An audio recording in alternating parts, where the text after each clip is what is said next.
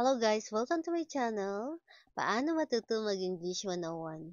Today, let's learn the difference between look for, and look after. Are you ready? Let's go! First, let's learn the meaning of the word look. Look means to direct your eyes at something. Ibig sabihin, tumingin gamit ang ating mga mata. Kaya kapag sinabing look, ang katumbas sa Tagalog ay tumingin. Let's take a look at this example, guys, para mas lalo nating maunawaan. Okay? Look at the time. We are going to be late.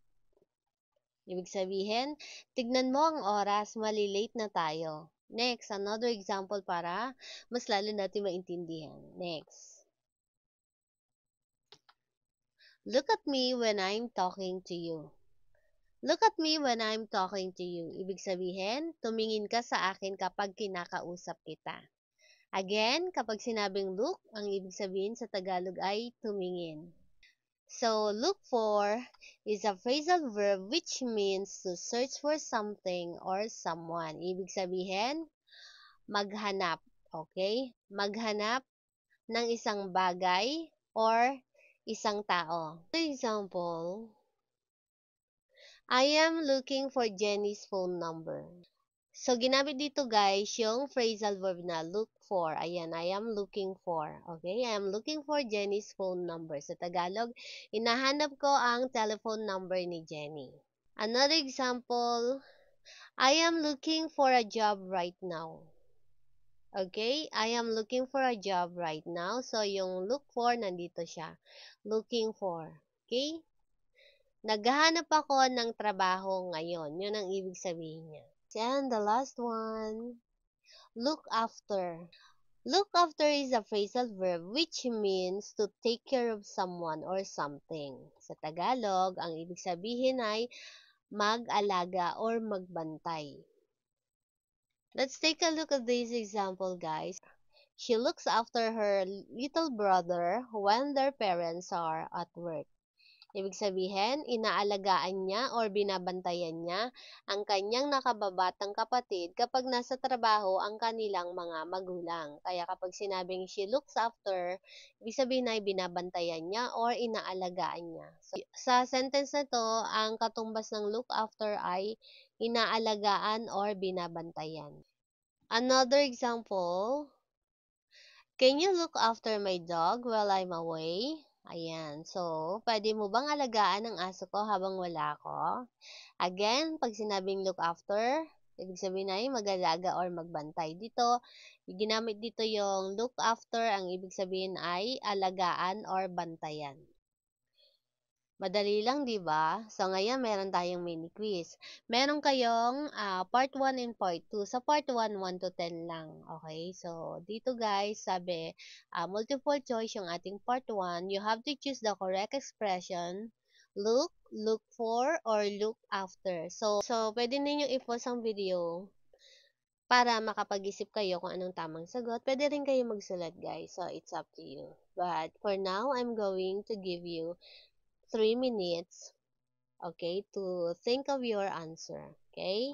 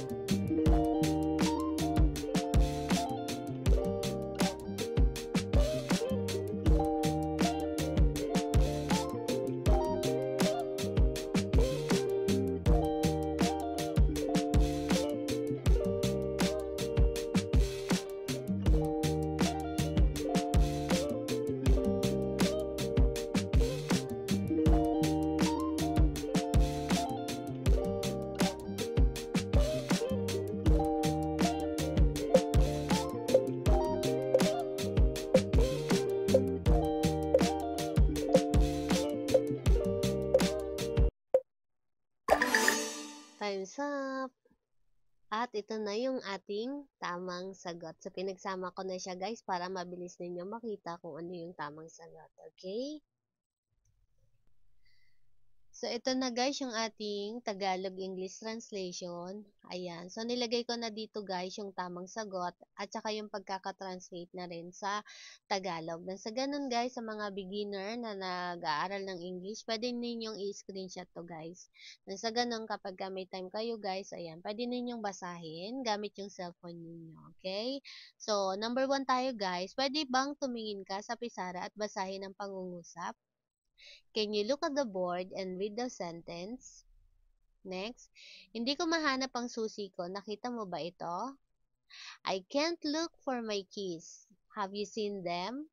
Next, pakialagaang mabuti ang nakakabata mong kapatid habang wala ko. Please look after your little brother while I'm gone. Next, bakit hindi mo ako tignan ng direkta sa mata at sabihin ng totoo? Why don't you look me straight in the eyes and tell me the truth? Next, hahanapin ko muna ang pen para mapirmahan mo ang dokumentong ito. I'll look for a pen so you can sign this document. Next, nag-stay siya sa bahay upang alagaan ang may sakit niyang lola. She stayed home to look after her sick grandmother. Tumingin sa magkabilang direksyon bago tumawid sa kalsada. Parang ibig sabihin nito guys, tumingin sa kaliwat kanan bago tumawid sa kalsada. Yan ang ibig sabihin niyan. In English, look both ways before crossing the street. Next, pumunta siya sa mall para maghanap ng damit para sa party. He went to the mall to look for a dress for the party. Next, pwede mong hiramin ang laptop ko. Basta aalagaan mo ito. You can borrow my laptop as long as you look after it. Huwag kang titingin sa cellphone mo habang nagkaklase. Don't look at your phone during class. Alright guys, dito na tayo sa part 2 ng ating mini quiz. Tagalog to English translation. So, all you have to do is to translate each sentence using the correct word. Okay? Look for, or look after. Pwede ninyong i-pause ang video. Okay? So, 1, 2, 3 lang yan guys ha. Pero guys, I'll give you 3 minutes para matapos ang pagta-translate. So, guys madali lang yan guys. Ang pinaka-clue dyan guys, para malaman kung anong word yung gagamitin ninyo is yung salitang maghanap, anong katumbas niyan sa English. Dito, nag-alaga or salitang alaga, mag-alaga. Okay? Ito naman, tumingin or tingin. Ano ang katumbas naman yan sa English? Madali lang, di ba? So, your time start now.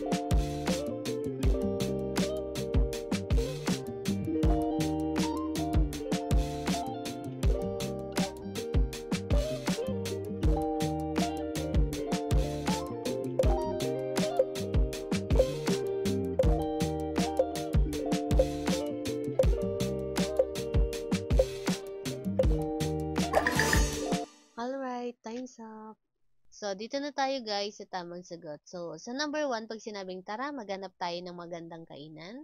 In English, let's look for a good place to eat. Remember guys, look ang ginamit kasi may salitang maghanap. Next, si Lola ang nag-alaga sa amin nung bata pa kami. Okay? May word dito na nag-alaga. Kaya ang ginamit dito sa to ay look after. Okay? Grandma look after us when we were kids. Next, tumingin ka sa likuran mo. Pag sinabing tumingin, look. Okay, look behind you. Tumingin ka sa likuran mo. To summarize, guys, tandaan natin pag salitang look, ang katumbas sa Tagalog ay tumingin. Gamit ang ating mga mata or paningin. Next, look for, ibig sabihin ay maghanap. Look after, ibig sabihin ay mag-alaga or magbantay. And that would be all, guys. Don't forget to like, comment, and subscribe, okay? Thank you so much for watching.